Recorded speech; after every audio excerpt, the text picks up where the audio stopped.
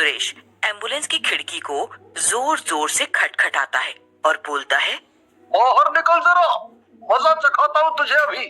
बहुत साइड मार कर चला रहा है, बाहर निकल। अबे मैं क्या पागल हूँ क्या? बाहर निकलता है या नहीं? नहीं तो अभी तुझे और तेरी एम्बुलेंस दोनों को जला दूंगा।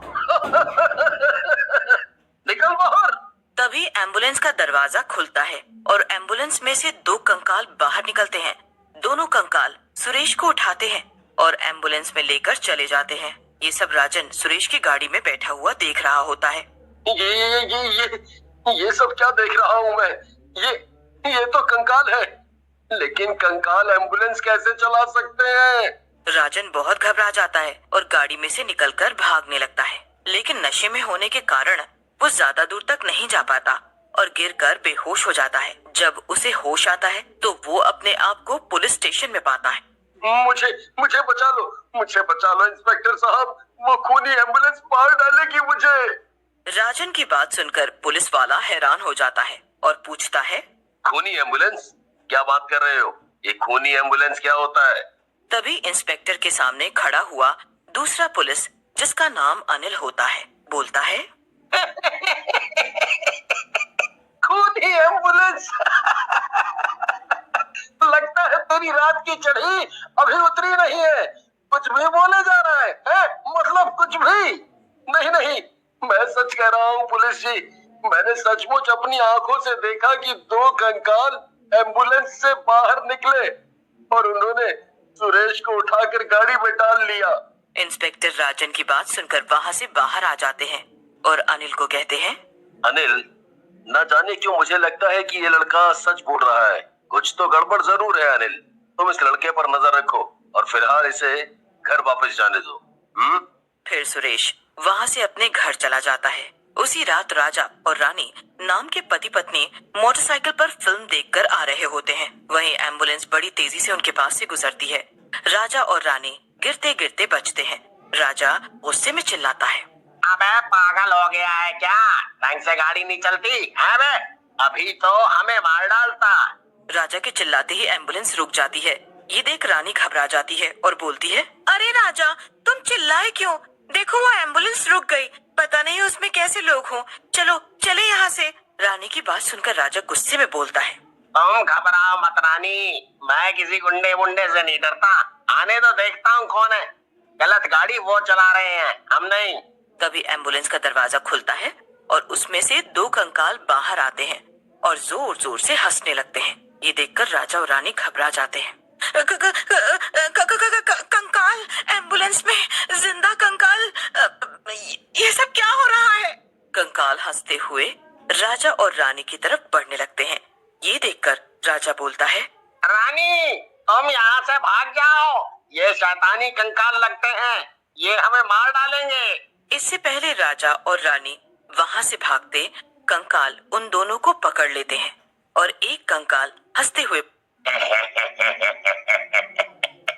तुम दोनों ने हमें रोका है और अब यहाँ से जा रहे हो। ऐसा नहीं हो सकता।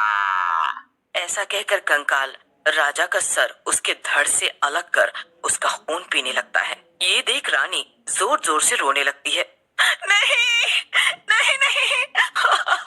मत मारो मेरे पति को, छोड़ दो उन्हें, मत मारो।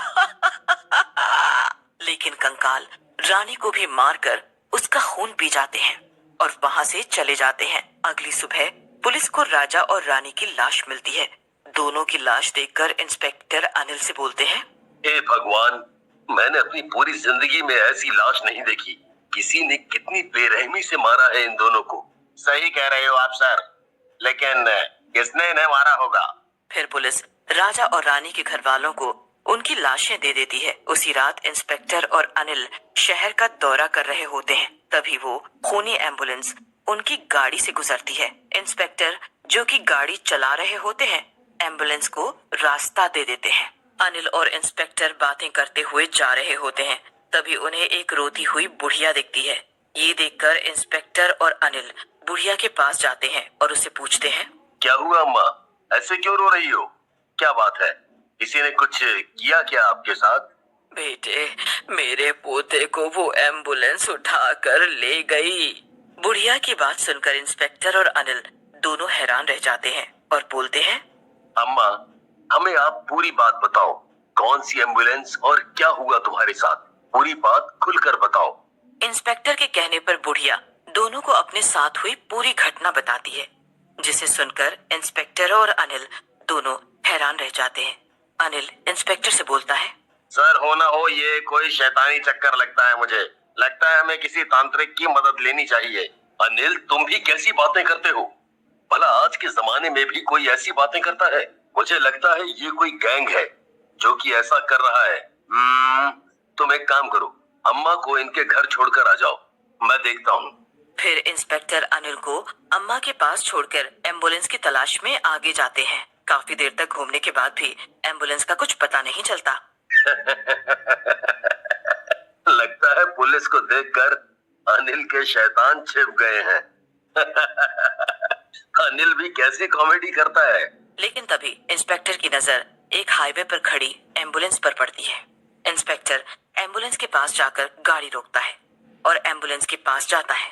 एम्बुलेंस से कुछ खाने और चबाने की आवाजें आ रही होती है। ये इतनी रात को एम्बुलेंस में कौन खा रहा है? लगता है कहीं ये वही गैंग तो नहीं जो लोगों को मार रहा है। ऐसा सोचकर इंस्पेक्टर और जोर से बोलता है, कौन है एम्बुलेंस में? बाहर आ जाओ, नहीं तो गोली मार दूंगा। बाहर आओ। इंस्पेक्टर की बात सुनकर एम्बुलेंस में से खाने की आवाज बंद हो जाती है और दो कंकाल बाहर निकलते हैं और जोर जोर से हंसने लगते हैं। हमें गोली मारेगा? मार मार। अब तो पहले से ही मरे हैं। हे भगवान, ये तो सचमुच के कंकाल हैं। इन पर तो गोलियों का भी असर नहीं होगा। लगता है आज मेरी मौत पक्की है। भगवान, भगवान कुछ करो। तभी वहाँ अनिल आ जाता है। उसके साथ एक साधु बाबा भी होते हैं। आप चिंता मत करिए सर, लगता है भगवान ने आपकी सुन ली है। अभी ये साधु बाबा मिल गए हैं। अब ये कंकाल आपका कुछ नहीं बिगाड़ पाएंगे। साधु बाबा को देख कंकाल गुस्से में बोलते हैं, बूढ़े, तू यहाँ फंसे। अगर इस बार तूने हमें कुछ किया तो तेरी जान ले लेंगे।